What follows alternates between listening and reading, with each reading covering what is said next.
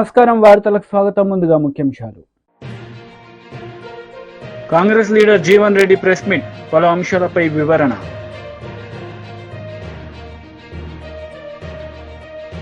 BRS leader press meet, పలు అంశాలపై వివరణ. బీఆర్ఎస్ లీడర్ మీడియా సమావేశం నిర్వహించారు. ఈ సందర్భంగా పలు అంశాలపై ఆయన మాట్లాడారు. రిలీజ్ చేయాలని చెప్పి ఈరోజు క్యాబినెట్లో మీరు చర్చించి రైతాంగం పట్ల ఒక సానుకూలమైన నిర్ణయం తీసుకుంటారని చెప్పి ఆశిస్తున్నాను నేను. ఇదే సందర్భంలో మీరు ఎన్నికలప్పుడు బోనస్ రైతుకి ప్రతి క్వింటాల్కి పంట పండించినటువంటి వరి ధాన్యానికి 500 రూపాయలు చొప్పున ఇస్తా అన్నారు. మీకు అందరికీ తెలుసు, తెలంగాణ రాష్ట్రంలో 1,20,000 ఎకరాల వరి ధాన్యం నాట్లేస్తారు. దాదాపు 1 కోటి టన్నుల వరి ధాన్యం పండుతుంది తెలంగాణలో. గత లెక్కలన్నీ కూడా గత 10 సంవత్సరాల నుంచి ఏ సంవత్సరం ఎంత పంట పండింది, ఖరీఫ్లు ఎంత పండింది, రబీలు ఎంత పండింది, లెక్కలందరికీ తెలుసు. మీకు తెలుసు, నాకు తెలుసు. అది వెబ్సైట్లో ఉన్నాయి. చూస్తే మనకు అర్థమైంది ఏంటంటే వర్షాకాలపు పంటలో మాత్రమే సన్నవడ్లు ఇస్తారు. యాసంగిలో సన్నపు వడ్లు నాటేయరు రైతులు. కారణం ఏంది? అది సన్నపు వడ్లు మరి నవంబర్లో, డిసెంబర్ మొదటి వారంలో, చివరి వారం వరకు నాటేస్తారు. పంట March, April, even May first వీక్లో వస్తుంది కోతలు. అప్పుడు తీవ్రమైన ఎండలు ఉంటాయి. 36, 37, 40 డిగ్రీ సెంటిగ్రేడ్ ఉంటుంది. ఆ వడ్లు పగిలిపోతాయి, సన్నపు వడ్లు. కాబట్టి రైతు యాసంగి పంట అంటే రబీలో సన్నపు వడ్లు నాటేయరు, కేవలం వర్షాకాలంలో ఇస్తారు. వేసింది కూడా ఎంత? చాలా తక్కువ. వర్షాకాలం అయితే 30 to 40% సన్నపు వడ్లు వేస్తారు, 60 to 70% దొడ్లు వడ్లు ఉంటాయి.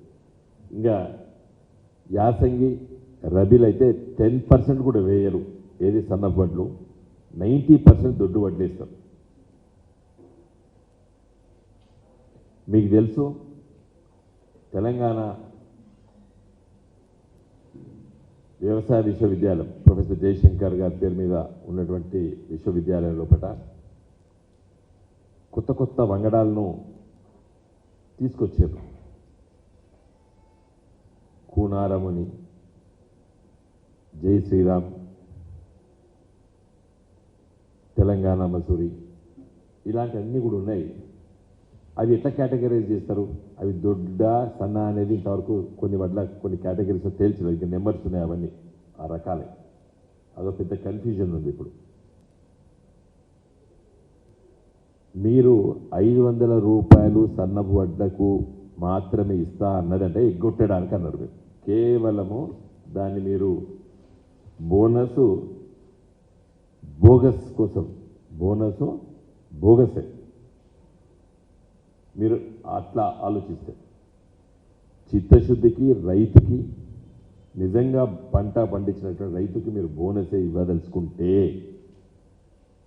మీరు ఈ కేటగరైజేషన్ చేయొద్దు. సన్నపు వడ్లు, దొడ్డు వడ్లు ఉండొద్దు. ఎందుకంటే తెలంగాణలో పండించేదే దొడ్డు వడ్లు. కారణం ఏంటంటే వాతావరణం. దీనిపైన నేను ప్రణాళిక సంఘం ఉపాధ్యక్షుడు ఉన్నప్పుడు మరి ఆనాటి మంత్రి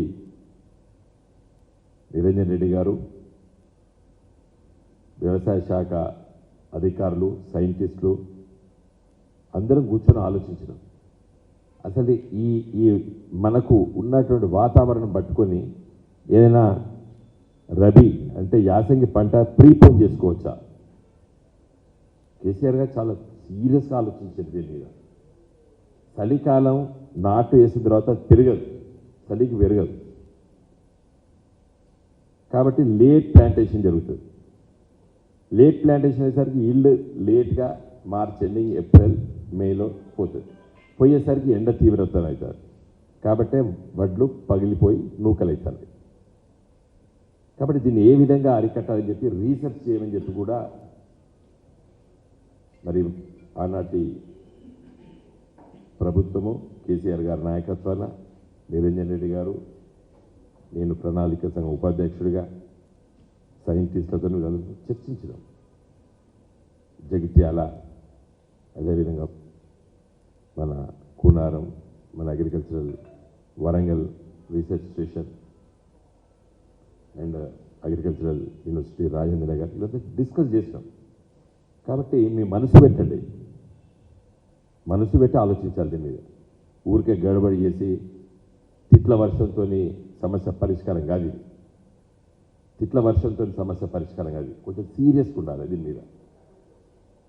నేను అందుకే క్యాబినెట్లో కొంచెం మంచిగా డిస్కస్ చేసి ఈ వరి ధాన్యం ఇంత కొనాలి, ఎట్లా కొనాలి, రైతుకు పెట్టుబడి అంటే రైతు బంధు ఎప్పుడు ఇవ్వాలి అనేది చాలా ఇంపార్టెంట్.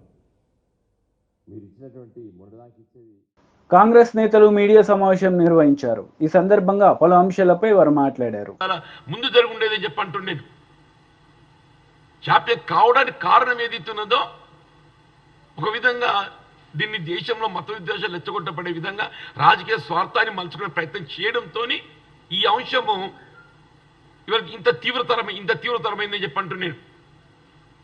వీళ్ళ దేశంలో ఏదైతుందో ఒక ధార్మిక బోధన, ఒక ధార్మిక చింతన ప్రజానీకానికి కల్పింప చేయాలని ఆలోచన చేసింది రాజీవ్ గాంధీ గారు అని చెప్పంటున్నా.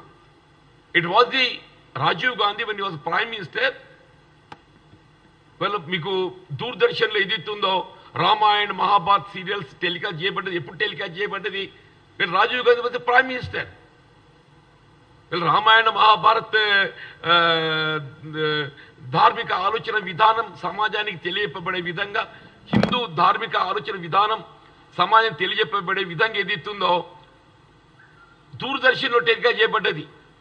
It was when Rajiv Gandhi was the prime minister. మీరు వాస్తవాలను వక్రీకరింప చేయబడే విధంగా, వాస్తవాలను కన్వరు చేయబడే విధంగా, ఇవాళ యాజ్ ఇఫ్ ఏదైతుందో బీజేపీ వచ్చిన తర్వాత, మోడీ గారు వచ్చిన తర్వాతనే రామ మందిర నిర్మాణానికి అంకురార్పణ జరిగింది. రామ మందిర నిర్మాణానికి అంకురార్పణ జరిగింది రాజీవ్ గాంధీ గారు ప్రధానమంత్రి ఉండగా. వాళ్ళ అయోధ్యలో రామ మందిర నిర్మాణానికి అంకురార్పణ జరిగింది, శిలాన్యాస్ చేయబడింది. ఎప్పుడు? It was 1989 when Rajiv Gandhi was the prime minister. అప్పుడు ఐ థింక్ బూటా Singh was the union home minister. బూటా సింగ్ అందులో పాల్గొనకుండా చెప్పంటున్నాను నేను. ఈ అంశాలను వివాదాస్పదం చేయడానికి ప్రయత్నం చేస్తుంది భారతీయ జనతా పార్టీ అని చెప్పంటున్నాను. ఇవాళ ఏదైతుందో మళ్ళీ కాంగ్రెస్ గెలిస్తే రామ్ లల్లా టెంట్ కిందకి వస్తుంది. ఇదంతా ఏది నీ ఆలోచన. మరి మందిర నిర్మాణము, పూజలు అనేది ఏదైతుందో ఇది హిందువుల ధార్మిక ఆలోచన. ప్రతి ఒక్క హిందూ ఏదైతుందో హైందవ సాంప్రదాయం తప్పకుండా శ్రీరామచంద్ర ప్రభువుని ఏదైతుందో ఆరాధిస్తాడు. శ్రీరామచంద్ర ప్రభువును ఆరాధించడం అనేది ఏదైతుందో ఇది హైందవ సాంప్రదాయం అని చెప్పంటున్నా, హిందూ సాంప్రదాయం అని చెప్పంటున్నా. అయితే నువ్వు ఒక్కడివే దేవుని కొలుస్తున్నాడు భావిస్తే ఎట్లా అని చెప్పంటున్నా. వీళ్ళ సమాజంలో ఉన్న ప్రతి హిందూ ఏదైతుందో శ్రీరామచంద్ర మూర్తిని ఏదైతుందో ఒక ఆదర్శవంతమైనటువంటి ఒక దేవునిగా ఆరాధిస్తారని చెప్పంటూ నేను. ఇవాళ తండ్రి మాట జవదాటని కొడుకు కుమారుడు శ్రీరామచంద్ర ప్రభు, అన్నదమ్ములకు ఆదర్శంగా నిలిచేది శ్రీరామచంద్ర ప్రభు అని చెప్పంటూ నేను. ఏకపత్ని వ్రతుడు ఏదైతుందో శ్రీరామచంద్ర ప్రభు అని చెప్పంటూ నేను. వీళ్ళ పాలనలో ఏదైతుందో ఒక ప్రజాస్వామ్య పాలన, ప్రజాభిప్రాయానికి విలువనిచ్చింది శ్రీరామచంద్ర ప్రభు అని చెప్పంటున్నా. ప్రజాభిప్రాయానికి విలువనిచ్చి ప్రజాభిప్రాయానికి అనుగుణంగా పాలన చేసింది శ్రీరామచంద్ర ప్రభు అని చెప్పంటున్నా నేను. అటువంటి శ్రీరామచంద్ర ప్రభు పాలనను రాజీవ్ గాంధీ గారు ఏదైతుందో అలా ఆదర్శంగా తీసుకున్నాడు. రాజీవ్ గాంధీ గారు ఆదర్శంగా తీసుకున్నాడని చెప్పంటున్నా నేను. Just you go back to his speeches 1989. ఆయన ఏదైతుందో మీకు ఆయన ధార్మిక ఆలోచన ఇవాళకి కాదు, దూరదర్శన్ అయితే ఇవ్వాలి కాదు కదా. దూరదర్శన్ మీకు భారత ప్రభుత్వం సలహాలు సూచనలకు అనుగుణంగా టెలికాస్ట్ చేస్తుంది కదా. దూరదర్శన్ ఏ కార్యక్రమం టెలి సీరియల్సే మీకు బ్రాడ్కాస్ట్ టెలికాస్ట్ చేయాలన్నా కానీ కేంద్ర ప్రభుత్వ ఆలోచన విధానానికి అనుగుణంగా ఇలా రామాయణ మహాభారత సీరియల్స్ టెలికాస్ట్ చేయబడ్డది ఎవరి ఆలోచనకు అనుగుణంగా టెలికాస్ట్ చేయబడ్డాయి? రాజీవ్ గాంధీ గారి యొక్క ఆలోచన విధానానికి అనుగుణంగా టెలికాస్ట్ చేయబడ్డాయి. అటువంటి ఒక వాస్తవాలను వక్రీకరించే విధంగా కప్పిపుచ్చబడే విధంగా ఇలా కాంగ్రెస్ పార్టీ అయితే కమిటెడ్ ఇలా మత సామరస్యానికి కట్టుబడి ఉన్నటువంటి ఒక రాజకీయ పార్టీగా కాంగ్రెస్ పార్టీ ఏదైతుందో ఒక లౌకిక విధానానికి కట్టుబడి వీళ్ళ ముందుకు పోతుంది. వీళ్ళ హిందువుల మనోభావాలను సాంప్రదాయాలను గౌరవించే ఒక రాజకీయ పార్టీ కేవలం దేశంలో ఏదైతుందో కాంగ్రెస్ పార్టీ మాత్రమే చెప్పంటున్నా. హిందువుల మనోభావాలను సాంప్రదాయాలను గౌరవించే ఒక రాజకీయ పార్టీ కేవలం కాంగ్రెస్ పార్టీ మాత్రమే చెప్పక తప్పదని చెప్పంటున్నా. It is the Gandhi family, it is the Gandhi family I'm telling. మీకు మోడీ గారికి ఏదైతుందో రాజీవ్ గాంధీ యొక్క ఆలోచన విధానం తెలుసుకో ప్రయత్నం చేయి. It was certified by Subrahmanya Swamy. ఇప్పుడు సుబ్రహ్మణ్య స్వామి గారు ఏదైతుందో is alive. Subrahmanya Swamy is alive. Subrahmanya Swamy himself discuss with the media. నిజంగా రాజీవ్ గాంధీ గారికి బ్రతికుండి ఆయనకి తిరిగి అధికారానికి వచ్చి ఉంటే వీళ్ళ అయోధ్యలో రామ మందిరం would have been built long back అని చెప్పని సుబ్రహ్మణ్య స్వామి హిమ్సెల్ఫ్ కామెంటెడ్. సుబ్రహ్మణ్య స్వామి అయితే is not Congress man, is not Congress man. వీళ్ళ కేవలం మీ రాజకీయ స్వార్థం కొరకు ఏదైతున్నదో వీళ్ళ కాంగ్రెస్ పార్టీ ఇవాళ మందిర నిర్మాణం చేయగలిగిన అని చెప్పంటే కేవలం న్యాయస్థానం తీర్పును ఆసరా చేసుకొని మందిర నిర్మాణం చేయడం జరిగింది. ఇవాళ అయోధ్యలో రామ మందిర నిర్మాణం చేయటానికి మూలం న్యాయస్థానం తీర్పు.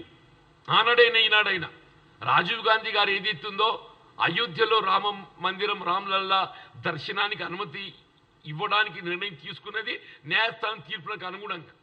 ఆనాడు దానికి అనుగుణంగానే శిలాన్యాసకు అనుమతి ఇవ్వడం జరిగింది. ఇవాళ మళ్ళీ టీడీపీ పోలిట్ బ్యూరో సభ్యులు వర్ల రామయ్య మీడియా సమావేశం నిర్వహించారు. ఈ సందర్భంగా సీఎం జగన్ రెడ్డిపై మండిపడ్డారు. ఎలక్షన్ కమిషన్ డీజీ గారు ప్రపోజ్ చేసిన ప్రతిపాదనలన్నీ అంగీకరిస్తూ వాళ్ళ మీద చర్యలు తీసుకున్నారు. ఇప్పుడు తప్పెవరిది? జగన్మోహన్ రెడ్డి గారు. గతంలో ఒకే రోజు డీజీపీని, చీఫ్ సెక్రటరీని, ఇంటెలిజెన్స్ డీజీని, పలువురు ఎస్పీలని 2019లో ట్రాన్స్ఫర్లు చేస్తే ఆ పదవుల నుంచి తొలగిస్తే అబ్బో ఎలక్షన్ కమిషన్ బ్రహ్మాండంగా చేస్తుందన్న జగన్మోహన్ రెడ్డి గారు ఈ రోజున ఒక టెయింటెడ్ ఆఫీసర్స్ కొంతమందిని తొలగిస్తే ఎన్నికల కమిషన్ మీద దాడి చేస్తారా? ఇది న్యాయమా? మీ అధికారులు కాదా కారణం ఈ అరాచకానికి? అసలు మీరు ఇచ్చిన పోస్టింగ్స్ ఏంటి? ఇప్పుడు ఒకటి అరెస్ట్ చేశారు, సస్పెండ్ చేశారు కొంతమంది అధికారులని. ఇందులో సగం మంది మీ వాళ్ళేనండి. కులం పేరు చెప్పడానికి నేను చాలా బాధపడుతున్నాను. మీరు రైడ్ చేశారు కనుక, మీరు నర్సరావుపేట ఎస్పీ కులం గురించి మీరు మాట్లాడారు కనుక నేను మాట్లాడుతున్నా. కులం గురించి మాట్లాడటం మా పార్టీ నైజం కాదు, మా పార్టీ పద్ధతి కాదు. సస్పెండ్ అయిన ఈ పనికిరాని అధికారులుగా లిస్టు కాబడిన 12 మందిలో 6 మీ కులం వాళ్ళే. ఇప్పుడేం సమాధానం చెబుతావు జగన్మోహన్ రెడ్డి గారు? కులాల గురించి మీరు ఎలుగెత్తిన మాట్లాడినట్టుగా, అబద్ధాలు అసత్యాలు మాట్లాడినట్టుగా ఎవరన్నా గతంలో మాట్లాడారా?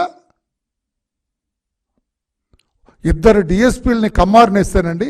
తమ్ముడు ఇటు చూడమ్మా, ప్రెస్ సోదరుడు, 2 కమ్మారుని డిఎస్పీలను వేస్తే 33 కమ్మారు, 33 కమ్మవాళ్ళని వేసుకున్న చంద్రబాబు అని చెప్పి మీరు ఎంత ప్రచారం చేశారండి, ఎంత గగ్గోలు పెట్టారండి.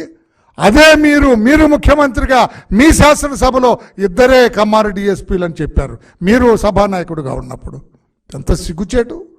దీనికి ఏమి సమాధానం చెబుతారు? అందుకే నేను అన్నాను, దొంగ నరుస్తున్నది మీకు బాగా సూట్ అవుతుంది జగన్మోహన్ రెడ్డి గారు. ఈ తొలగించిన అధికారులందరూ ఏం చేస్తున్నారండి? వీళ్ళ బతుకులు ఎవరికి తెలియవండి? డీజీపీ రాజేంద్రనాథ్ రెడ్డి గారు ఎక్కడ కూర్చుంటున్నారండి? పిఎస్ఆర్ ఆంజనేయులు గారు ఇంటెలిజెన్స్ అడిషనల్ డీజీ ఎక్కడ కూర్చుంటున్నారండి? కొల్లి రఘురామరెడ్డి గారు ఎక్కడ కూర్చుంటున్నారండి? ధనుంజయ రెడ్డి గారు, సిఎస్ గారు, రాజేంద్రనాథ్ రెడ్డి గారు, కొల్లి రఘురామరెడ్డి గారు, సీతారామాంజనేయులు అందరూ ఒక చోట కూర్చొని వీరంతా పోలింగ్ రోజున మీరందరూ ఎక్కడున్నారు చెప్పగలరా? రాజేంద్రనాథ్ రెడ్డి గారు మీరు చెప్పగలరా పోలింగ్ రోజున మీరు ఎక్కడున్నారు? సీతారామాంజనేయులు గారు ఎక్కడున్నారు? మీ విధి నిర్వహణలో ఉన్నారా? మీరందరూ కూర్చొని కింది అధికారులతో మీరు మాట్లాడలేదా? మీరు డైరెక్షన్స్ ఇవ్వలేదా? మీ కాల్ డేటా ఇవ్వడానికి సిద్ధమా మీరు? నేను అడుగుతున్నా ఈ రోజున చీఫ్ సెక్రటరీ గారిని, జవహర్ రెడ్డి గారిని నేను అడుగుతున్నా, మీకు చిత్తశుద్ధి ఉంటే వీళ్ళ కాల్ డేటాస్ వెరిఫై చేయించండి. డీజీపీ గారిని నేను అడుగుతున్నా, మీకు చిత్తశుద్ధి ఉంటే సీతారామాంజనేయులు, కొల్లి రఘురామరెడ్డి, డీజీ రాజేంద్రనాథ్ రెడ్డి గారు వీళ్ళ కాల్ డేటాస్ వెరిఫై చేయండి. పోలింగ్ రోజున ఎంతమంది అధికారులతో వీళ్ళు మాట్లాడారు? What made them to talk to them? కింద అధికారులతో ఎందుకు మాట్లాడు? ఏసీబీ డీజీపీ అసలు ఎందుకు మాట్లాడతాడు? రాజేంద్రనాథ్ రెడ్డి ఏసీబీ డీజీ అండి. ఏసీ అవినీతి పనులు పట్టుకునేదేం లేదు. ఆ రోజున ఎలక్షన్ రోజున లంచాలు తీసుకున్న అధికారులు కూడా ఆ రోజు ఎవరు వాళ్ళు పోలింగ్లో బిజీగా ఉంటారు. ఆ రోజున మీరు ఎంతమంది అధికారులతో మాట్లాడారు? అంటే మీ అధికారాన్ని అడ్డుపెట్టుకొని క్రింది స్థాయి అధికారులను బెదిరించారా?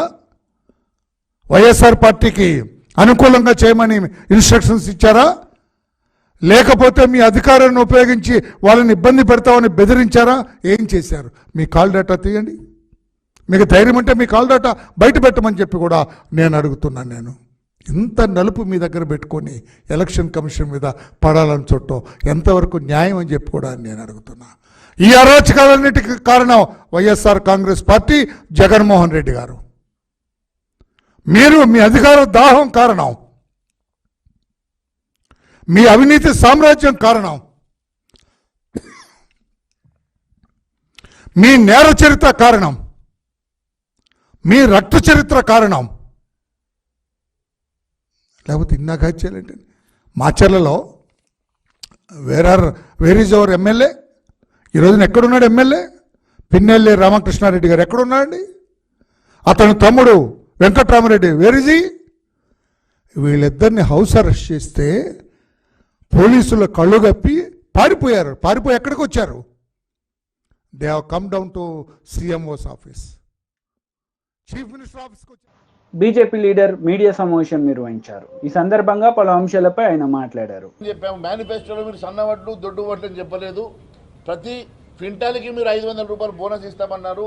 మరి ఇప్పుడేమో లీక్ ఇచ్చారు, సన్నవడ్లు అని చెప్పి లీక్ ఇచ్చారు. అది మంచిది కాదు. మరి ఖచ్చితంగా దీంట్లో కూడా రిప్రజెంటేషన్లో కూడా మెన్షన్ చేశాం. మీరు వడ్లకు 500 రూపాయలు బోనస్ ఇస్తామన్న మాదిరిగానే 500 రూపాయలు వడ్లకు బోనస్ ఇవ్వాల్సిందిగా కూడా డిమాండ్ చేశాం. అది రిప్రజెంటేషన్లో కూడా రాయడం జరిగింది. మరి వారే చాలాసార్లు ఆగస్ట్ 15th అని చెప్పారు కదా. మరి ఆగస్ట్ 15th వరకు వెయిట్ చేయాలి కదా.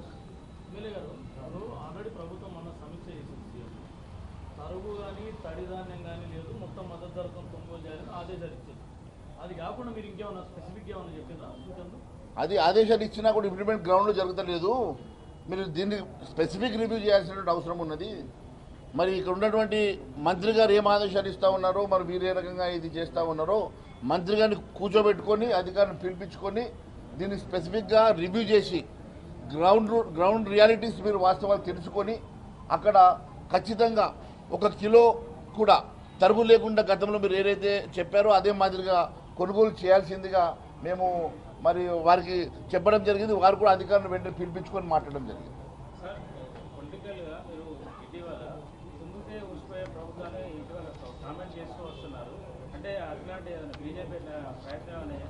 భారతీయ జనతా పార్టీ ఎప్పుడు కూడా ఇటువంటి వాటిల్లో ఇన్వాల్వ్ కాదు. అలాంటి అవసరం మాకు లేదు. ఈ రాష్ట్రంలో ఈ దేశంలో అత్యధిక రాష్ట్రాల్లో ముఖ్యమంత్రి ఉన్నటువంటి 10 సంవత్సరాలు మచ్చలేక కుంభకోణాల తావు లేకుండా 10 సంవత్సరాలు ఈ దేశాన్ని ఏలుతున్నటువంటి భారతీయ జనతా పార్టీ రాబోయే 3వ సారి మళ్ళీ మోడీ గారి ప్రధానమంత్రి అవుతున్నటువంటి సందర్భంగా ఎప్పుడైనా గుర్తుపెట్టుకోండి, ఏ రాష్ట్రంలో కూడా భారతీయ జనతా పార్టీ అన్డెమోక్రటికల్గా ఆలోచన చేయదు. మీరు కొట్లాడుకొని మీరు ఊసిపోతే మేమేం చేయాలా? మీరేమన్నా మీ మధ్యలో ఏమన్నా గొడవలు పెట్టుకొని మీ మధ్యలో సఖ్యతలు లేక మీరు కొట్లాడుకొని మీరు ప్రభుత్వాన్ని పోగొట్టుకున్నా దానికి మేమెట్లా బాధ్యతలు అవుతాం?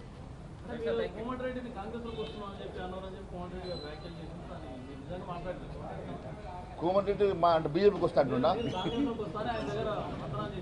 ఎవరు? అదే చెప్తున్నాను, కోమటి రెడ్డి గారు పొద్దున మాట్లాడినా సాయంత్రం మాట్లాడినా కూడా రిప్రజెంటేషన్ కూడా మరి వారికి మేము ఇవ్వడం జరిగింది. ఈ రిప్రజెంటేషన్లో చాలా స్పష్టంగా ఏ రకంగానైతే రైతులకు అన్యాయం జరుగుతూ ఉన్నదో, ఏ రకంగా మీరు ఇచ్చినటువంటి అంశాలు, ఇచ్చినటువంటి హామీలు నెరవేర్చాల్సినటువంటి అవసరం ఉన్నదో, రైతులకు మళ్ళీ ఇప్పుడు మీరు ఇవ్వాల్సినటువంటి రైతు బంధు, ఆ రైతు భరోసా పేరు మీద ఇవ్వాల్సినటువంటి డబ్బులు కూడా గతం ఇంకా పెండింగ్ ఉన్నాయి. మళ్ళీ ఇప్పుడు జూన్లో వర్షాల తర్వాత వారికి పెట్టుబడులు అవసరం ఉంటాయి కాబట్టి వెంటనే అవి రిలీజ్ చేయాల్సిందిగా కూడా ముఖ్యమంత్రి గారిని కోరడం జరిగింది. దానికి కూడా వారు సానుకూలంగా స్పందించారు. మరి వెంటనే మేము ఇమ్మీడియట్గా దీన్ని అన్ని కూడా ఫుల్ఫిల్ చేయాల్సిందిగా డిమాండ్ చేస్తూ, లేని పక్షంలో రైతుల పక్షాన భారతీయ జనతా పార్టీ పోరాటం చేస్తే తెలియజేస్తా ఉన్నాను. Thank you. రైతు బంధు ఇంకా పూర్తిగా కాలేదు. మొన్న ఎలక్షన్ కోడ్ అని చెప్పేసి కొంత ఆపారు. అది పాత రైతు బంధు. గత ప్రభుత్వము మరి ఇవ్వాల్సినటువంటి రైతు బంధులో కొంతవరకు ఇవ్వగలిగినారు, కానీ మిగిలినవంతా కూడా పెండింగ్ ఉన్నవి కూడా మరి వెంటనే ఇస్తామని. అది లేదు, మొన్న ఎలక్షన్ కోడ్ లేదు. మొన్న ముఖ్యమంత్రి గారే వేస్తున్న సందర్భంగా ఎలక్షన్ కోడ్ ఆపింది.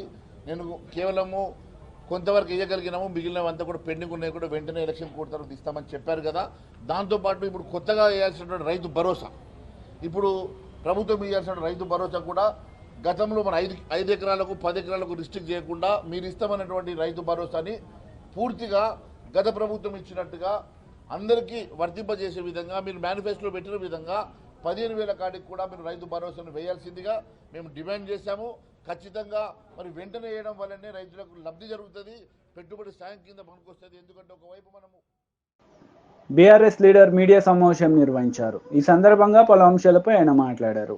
టెండర్లో 330 కోట్ల రూపాయలు అదనంగా కోడ్ చేసిన వాళ్లకు టెండర్లు ఇస్తారా? ఇది కుంభకోణం కాదా? ఇందులో ముఖ్యమంత్రి గారి స్థాయి లాంటి వ్యక్తుల హస్తం లేకుంటే, స్వయంగా సంబంధిత శాఖ మంత్రి గారి యొక్క హస్తం లేకుంటే ఇది సాధ్యం ఎట్లా అవుతుంది? పైగా ఇలా గ్లోబల్ టెండర్ల మీద గతంలో ధాన్యానికి వేసినటువంటి గ్లోబల్ టెండర్దారులు ఎవరైతే ఉన్నారో ఏజెన్సీలు, ఆ ఏజెన్సీలు ఎవరంటే ఇప్పుడు అంటే ఏ విధంగా కుమ్మక్కైందని చెప్పడానికి ఇలా మీ ముందు కొన్ని ఎగ్జాంపుల్స్ పెట్టడం జరుగుతూ ఉన్నది. కేంద్రీయ బండార్ అనే సంస్థ 57 రూపాయలు కిలో బియ్యానికి కోడి చేసిందండి నిన్న టెండర్లో. ఇంకొక సంస్థ ఎల్జీ ఆగ్రో ఇండస్ట్రీ అని 56 రూపాయల 90 పైసలు చేసింది, అంటే 10 పైసలు మాత్రమే తేడాతో చేసింది. మూడో సంస్థ హిందుస్థాన్ ఎంటర్ప్రైజెస్ అనేది కూడా 56 రూపాయల 90 పైసలే కేజీకి కోడి చేసింది. నాకాఫ్ అనే సంస్థ 56 రూపాయల 90 పైసలు మాత్రమే కోడి చేసింది. ఇంత పెద్ద టెండర్లో 2,20,000 మెట్రిక్ టన్నుల సన్న బియ్యాన్ని సప్లై చేసేటువంటి టెండర్లలో 10 పైసల తేడాతో 4 సంస్థలు పోటీ పడడం అంటేనే కుంభకోణం. ఇది మార్కెట్ విలువకు సమీపంలో లేదు, రూపాయి అటు ఇటుగా కూడా లేదు కనీసం. అంటే పూర్తిగా దీన్ని ప్లాన్ చేసి టెండర్ను రిన్యూ చేసి ప్రభుత్వ పెద్దలే ఈ టెండర్ ఈ సంస్థలకు వచ్చేటువంటి కుట్ర చేశారు. పైగా ప్యాడీకి సంబంధించి 35 లక్షల మెట్రిక్ టన్నులు గతంలో ఎట్లయితే గ్లోబల్ టెండర్లు నిర్వహించినటువంటి సందర్భంగా ఆ టెండర్లు దక్కిన సంస్థలే ఈ సంస్థలు.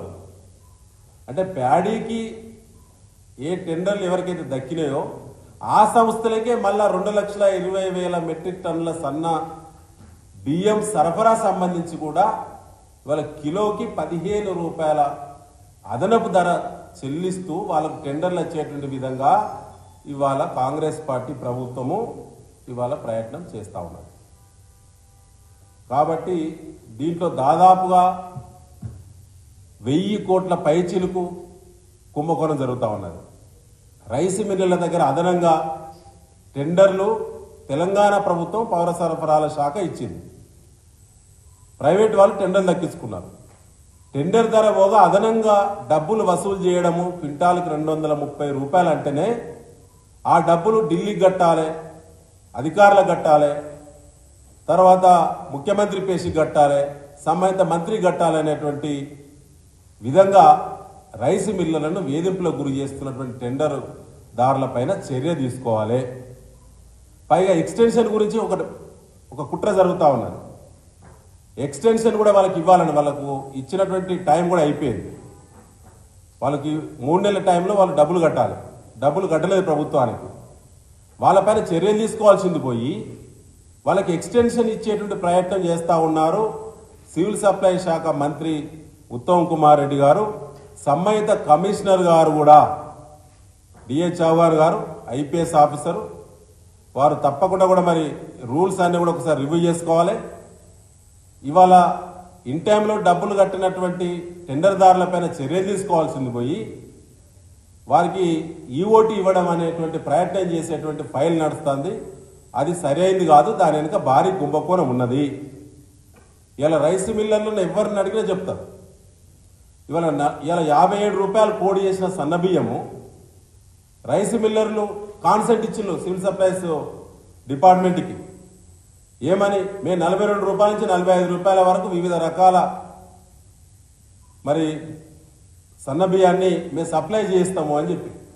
ఇప్పుడు నేను రవీందర్ సింగ్ గారు మేము గతంలో సివిల్ సప్లైస్ చైర్మన్ చేసినాం. మేము ఉన్నప్పుడు ఎట్లుండేదంటే సన్నధాన్యమైనా దొడ్డు ధాన్యమైనా 20 రూపాయల తేడా ఉంటుంది ఎంఎస్పి. మీకు తెలుసు 20 రూపాయల తేడా కాడ ఎందుకని చెప్పి యూనియన్ పిలిపించి మాట్లాడి జిల్లా కలెక్టర్ సివిల్ సప్లైస్ అంటే జేసీ గారు వారికి ఇన్స్ట్రక్షన్స్ ఇచ్చి ఎక్కడైతే సన్నధాన్యం ప్రొడక్షన్ వస్తూ ఉన్నదో అక్కడ సన్నధాన్యానికి సేకరణ సంబంధించిన సపరేట్ పీపీసీలు పెట్టి ప్యాడీ ప్రొక్యూర్మెంట్ సెంటర్లు పెట్టి రైస్ మిల్లర్లకు చెప్పడం ద్వారా ఆ పంటను వాళ్ళ ధాన్యాన్ని దిగుబడి దించుకొని సపరేట్గా ఆనాడు మరి దొడ్డు బియ్యం ధరకే సన్న బియ్యాన్ని ఇచ్చేటువంటి ఆనవాయితీ రాష్ట్రంలో కొనసాగేది.